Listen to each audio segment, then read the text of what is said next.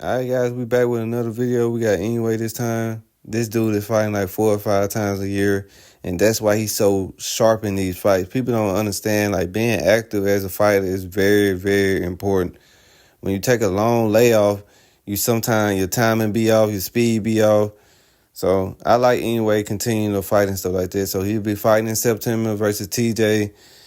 I think he gonna knock the dude out, but this is Inoue's second fight in his weight division. So he got knocked down his first fight. So his opponents kind of know that if you hit Inoue, you catch him with the right punch, you can knock him down.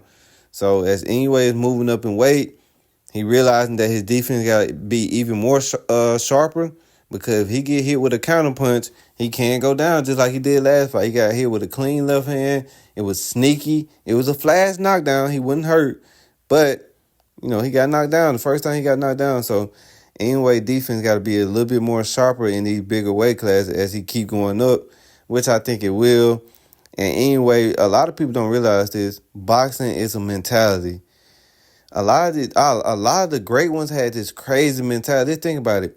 Muhammad Ali sat on the ropes with George Foreman, and George Foreman was one of the scariest heavyweights all times during that point. Like, I think it was one point where George Foreman, like, in 4 years, none of his opponents went past the third round.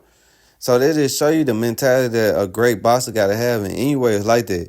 Anyway, can get dropped and he can get hurt, and he'll come back throwing all these bombs and stuff like that. So he got that crazy mentality that you need to have to be a great boxer. So anyway, been looking sharp in camp. He doing a lot of body work and stuff like that, because once you move up in weight class, the dudes get taller.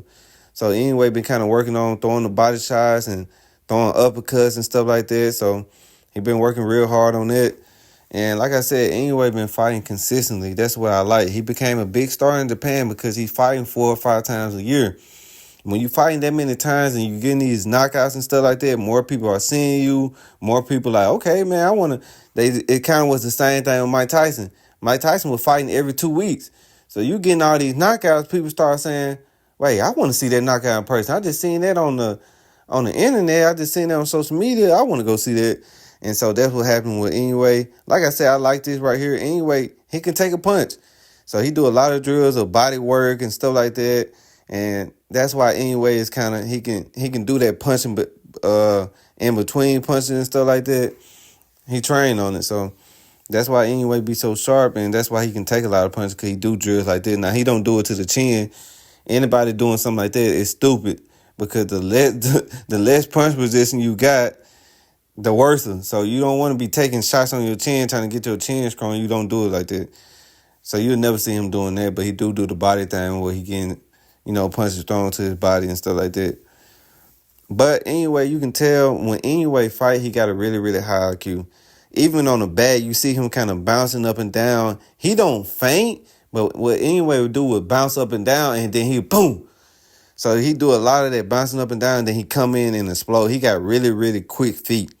So he don't really have to feint that much as you see Lomo and Uzi and some of those fighters do.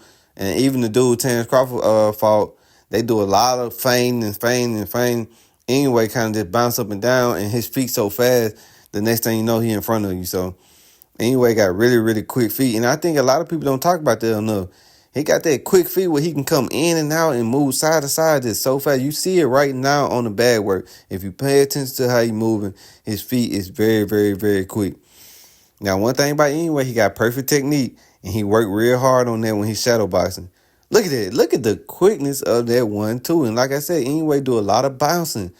So a lot of times he make his opponent twitch before he hit him.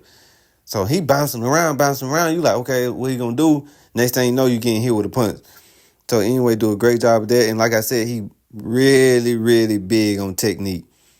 He gonna make sure his technique down perfect to perfection. He'll do this for like 5 or 10 minutes, doing the same thing, same technique, same punches. And that's why he won the greats, man. Like, all the greats do the same thing over and over. They just master the simple stuff. And when the pressure come on, they still can do the simple stuff. That's all it is.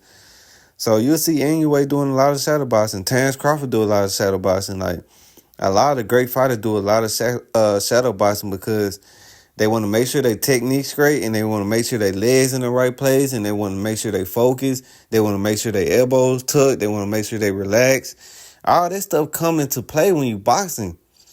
A lot of people don't understand that. Now, anyway, will do a lot of explosive punching like this. He do a lot of running on sand and stuff like this. So he a real explosive fighter. So he do a lot of those workouts. And we all know anyway when he get into this fighting, I mean, the dude's like a monster. He can beat the southpaw, he can beat the orthodox. It don't matter who. He got good timing. He just snuck up, but he know how to set up knockout punches. Look at this knockout punch.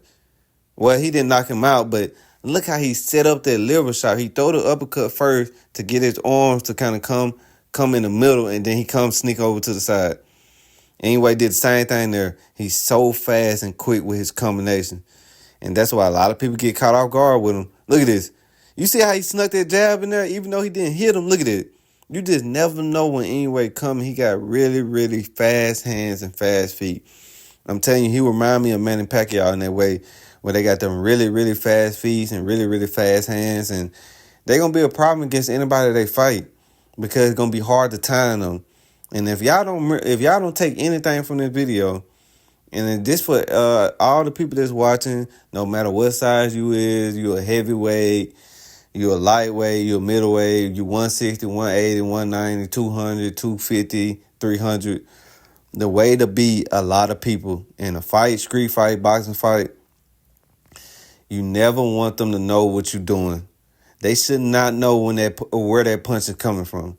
If you can get that into your game on setting up punches that your opponent never see coming, you'll win most of your fights.